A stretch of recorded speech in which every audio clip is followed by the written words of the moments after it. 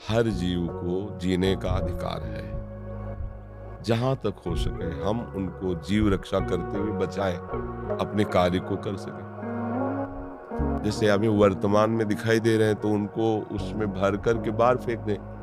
अब जब नहीं दिखाई दे तो ऐसी औषधियां रख दें कि वो उत्पन्न ना हो और वो वहां आवे ना। अब हमें दिखाई दे रहे हैं टहलते हुए, उनके ऊपर ऐसे केमिकल डाले जिससे वो मर जाए, तो पाप तो हो जाएगा, भोगना पड़ेगा। सब जीव इस भूमि में जीने का अधिकार रखते हैं। तुमने एक घेरे में अपने घर को अपना मान लिया, लेकिन है तो भगवान का ही। तो उसमें छिपकली का भी तो अधिकार है, चींटी का भी अधिकार है, बिच्छू का भी अधिकार। भूमि भगवान की है ना, सकल भूमि गोपाल की। या में अटक कहाँ, सब भगवान के जन है। हाँ, कुछ हमारा विरोधी भाव है। अब सांप जिस कमरे में रहेगा उसमें हम कैसे रह सकते हैं? तो हम मारे ना, निकाल दें। हम ऐसा उपाय करें उसको दुख ना पहुंचे और अपना बचाव पक्ष कर लें। ये बात हो सकती है। जैसे पोछा लगा रहे हैं, बहुत सी चींटियां हैं, तो आप ध्यान नहीं दे रहे, रगड़ रहे हैं, पाप बन रहा है। पहले फूल झाड़ू लीजिए ऊपर से, पोछा लगाइए, अगर फिर दिखाई फिर फूल झाड़ू से कर दीजिए। हमारा उद्देश्य ना मारना है। अब अचानक कोई आ जाता है, अब हमें दिखाई दे रहा है कोई भी जीव, कोई भी नाम रूप जीव का हो, सब में बराबर अंश है।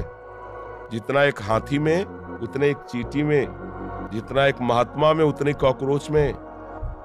वो पावर सब में विराजमान है। कोई ऐसी जगह नहीं जहां वो ना हो।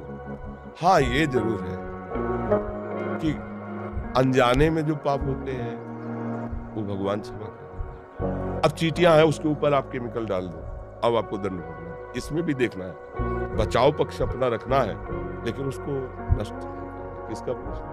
आइए आपको देखना है बहुत सी ऐसी। अब जैसे घर गृहस्थी में ये सब, हमने किसी एक परिवार को देखा, जा रहे थे कि घर की सब छिपकली निकालकर रोड में ईंटों से कुचला था। दुर्गति होगी, कोई संशय नहीं।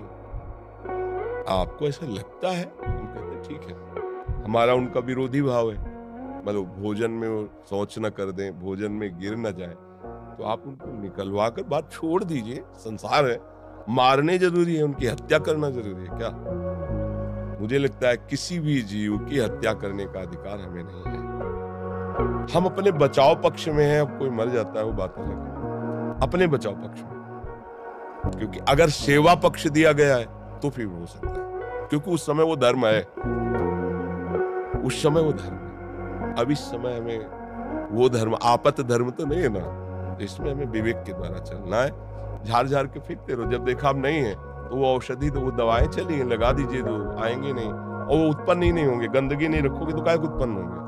गंदगी रखोगे तो उत्पन्न होंगे। ऐसी वो सब चले हैं कि रख दो तो ये सब कीड़े मकोड़े नहीं होते। पर सब में भगवान है। मारना तो हम कभी अनुमति नहीं देंगे, और किसी भी जीव को दंड दोगे। देखो एक कथा तुम्हें सुनाते, महाभारत की है। एक महात्मा मांडव्य ऋषि नाम के थे। वो हाथ उठाकर ऐसे, पहले बहुत कठिन तप संतों को करना पड़ा। कलयुग है तो अब तो नाम जप से ही काम, मंत्र जपो, नाम जप। दाहिने पैर के अंगूठे केवल पूरा शरीर का भार रखकर हाथ उठाकर, उसी राज्य में कुछ चोरों ने राजा के यहाँ चोरी की, राज कर्मचारियों ने पीछा किया, उनके आश्रम में गए और आश्रम में छुप गए, इस भाव से कि महात्मा के आश्रम को देखते ही राज कर्मचारी वापस चले जाएंगे कि यहाँ कैसे चोर छुपे हो। पर उनकी दृष्टि पड़ गई घुसते देख के। अब वहां गए तो माल सहित पकड़े गए। तो उन्होंने सोचा कि महात्मा ने ये नाटक कर रहा है, चोर रखता है और चोरी करवाता है। तो उसी अवस्था में मांडव्य ऋषि को भी ले गए और राजा के सामने पेश किया कि समस्त चोरों को पकड़ लाए, तो उनका शूली की सजा दे दो। शूली की सजा बड़ी भयानक होती है। एक भाले जैसे यंत्र में ऊपर से सीढ़ियों से ले जाकर उसे छोड़ा जाता था, गुदा द्वार से वो जितना घुस जाए, भाले जैसा, अब उसे में टंगा। अब प्राण शक्ति जितनी उसकी हो, जितने मिनट जिए, जितने घंटे जिए, कोई कोई घंटों जी जाता था, रक्तस्राव हो रहा है, तड़प रहा है। अब वो केवल एक शूली ऐसे लंबी ऊपर से छोड़ दिया और गुदा द्वार में जितना घुस गया, यहाँ तक याद। अब वो तड़प तड़प की बड़ी भयानक मृत्यु होती थी। महात्मा को भी ऐसे किया। वो तो साधारण जीव थे, सब मर गए। जो इस सूली गई गुदा द्वार से अंदर, चेतना जागृत हुई, लगाया पद्मासन, उसी पे बैठ गए सूली पे। अब ये तो योगी थे। अब वहां वधशाला में तब जाया जाता है जब दूसरा कोई राजा है, तो 2-4 रोज तो हो ही जाते थे अपराधी। तो दूसरे दिन उतारने गए तो वो तो सब मरे थे और ये पद्मासन में बैठे थे। भाग के गए राजा से, बताया। राजा ने कहा ये तो बड़ा अपराध बन गया, कोई ऋषि आ गया। उन्हें वे क्यों नहीं बताया ऋषि? और आगे गौ करके ब्राह्मण करके मर्यादा थी कि गौ ब्राह्मण सामने है तो दया कर देते थे ऋषि जन, फिर साप नहीं देते थे। पहले बड़ा पावर मंत्रों का होता था। हाथ जोड़, महाराज हमें बिल्कुल पता नहीं है, आप यहाँ कैसे लाए गए मुझे बिल्कुल पता नहीं, मुझे क्षमा कर दीजिए, मैं बिल्कुल नहीं। बोले मुझे आपसे कोई मतलब नहीं, पहले ये निकलवाओ सूली।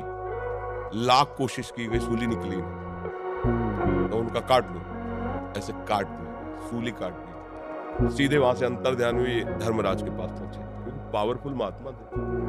धर्मराज से कहा कि मैंने क्या ऐसा पाप किया तुमने दंड विधान किया? क्योंकि ऊपर हाई कमान तो वहां है ना, क्रिया यहां दिखाई दे रही, कारण तो वहां है ना। पूरा हिसाब किताब उनके पास। वो बड़े गुस्सा में थे। उनका गुस्सा मत होइए महाराज, आप देख लीजिए। जैसे अपने ना कि रिवर्स करके फिर वही सीन चला के दिखा दी टीवी में, तो वहां उन्होंने सीन दिखाई। ये 8 वर्ष के बच्चे हैं, खेल खेल में तितली को पकड़ा और उसकी गुदा के द्वार में बम्बूल का कांटा डाल दिया, छोड़ दिया। तड़प तड़प के तितली काफी समय में, बम्बूल का कांटा बड़ा होता है, तो जानते उसका परिणाम क्या आया? सूली उनके गुदा में डाली गई महात्मा होने पर भी। अच्छा, गुदा से कांटा निकाला नहीं तो सूली निकली नहीं। ये केवल मुंह जबानी कथा नहीं, महाभारत में भगवान व्यास देव जी ने इसको लिखा है। तो उनका नाम हुआ अणिमांडव्य। तब उन्होंने कहा कि हम नया नियम बनाते हैं, 14 वर्ष तक के बालक के पहले के अपराध हैं वो नहीं मानेंगे, वो मैं क्षमा करने का विधान बनाता हूं। और तुम मुझे बालक को इतना बड़ा दंड दिया उस खिलवाड़ का, इसलिए तुम मृत्यु लोक में जाओ, 100 वर्ष के लिए मैं तुम्हें साथ देता हूँ।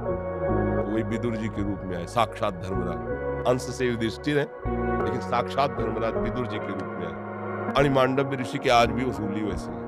अब आप सोचो, एक महात्मा इतना बड़ा पावरफुल, जो न्यायाधीश को भी मृत्यु लोक में भेज दिया दंड देके, उसकी सूली नहीं निकली, तो आप काकरोच को या किसी जीव को, मुझे लगता है कि हिसाब हिसाब है, तो बचो, ऐसे कर्म मत करो, इससे पाप हो। हम 100 बार झाड़ के फेंक देते बाहर, वो डस्टबिन नहीं होती, डस्टबिन क्या कर देते हैं? हाँ फेल लो, हम तो देहाती आदमी यार, तो हमें बीन और पेन में कोई अंतर नहीं ले जाता। नाम जप करो, पवित्र रखो, पहले से केमिकल ऐसा रख लो जिससे उनकी उत्पत्ति ना हो। आप देख के डालोगे कि ये ना, अब वो सीधा हत्या है, वो आप